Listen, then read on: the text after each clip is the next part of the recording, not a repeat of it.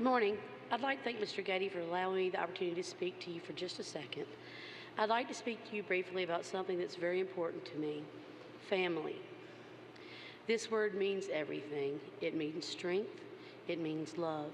It's a bond that cannot be broken. It's one of the most important things and powerful things in our world. It's what gives me the strength to do what I do every single day in the classroom. I'm a band director and have been for the past 13 years. During that time, I've learned that children are amazing. I have gotten to know some of the greatest people you would ever meet in my classroom. For them, I fight. I fight for family because that is what so many of them are lacking and desperately need. Today, many of our children go home after school to empty houses. Who is watching them? Who is guiding them? If they turn on the television, they can watch sex and drugs and alcohol being glamorized, as well as violence. On the internet, they can download porn, or they could post naked pictures, or they could inadvertently speak to a child predator in a chat room.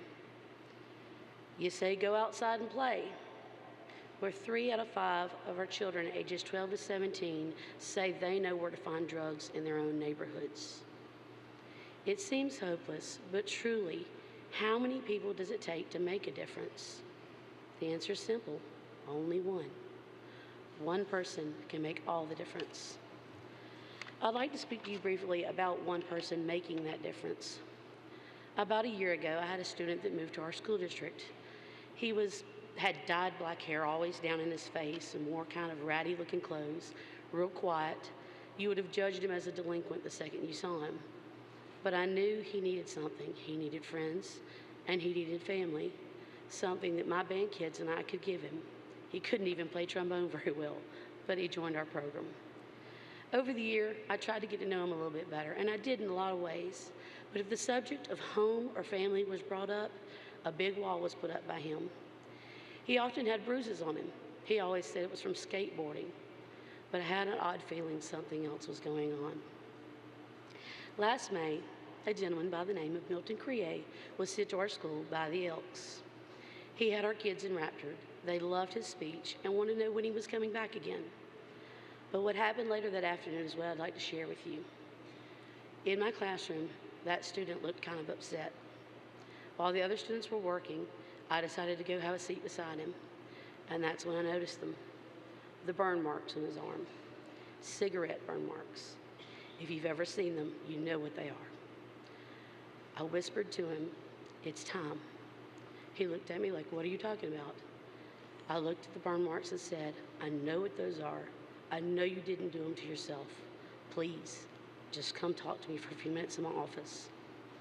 Finally, after hearing Milton's speech, he had the strength to tell me what was going on. The abuse of him by his stepfather and the abuse of drugs by his stepfather. With help from other school personnel, within an hour, they had the sheriff's department at his home where his stepfather was found so high he didn't know what was going on, as well as drugs and drug paraphernalia out in the open to see. He was arrested, and for the first time in a long time, my student slept well that night. The next morning, I got a tear-filled, bone-crushing hug from that student and a message to give to Mrs. Crier. The message was simply this: "Thank you for saving me." One person making the world of difference, helping a child to change his world. We Elks are over 1 million persons strong. We have the resources, we have the programs. We are a gigantic group. If each one of us decided to make the difference to just one child, that would be 1 million children that will be better because of us. 1 million future Elks because of what we did for them. This year, take some time to say hello to a kid in your church. Get to know the youth in your organization just a little bit better. Help with drug awareness. Get involved with youth activities. Volunteer at a hoop shoot or with drug awareness or with any youth activities or camp. It doesn't take much time to impact a life. These are not a bunch of delinquents. They're our children. Now, I'm not going to stand here and challenge you to get involved and help with our youth programs. I'm begging you, please, please help us fight for our children and for our families. You'll find you'll be a better person because of it. I know I am. Thank you.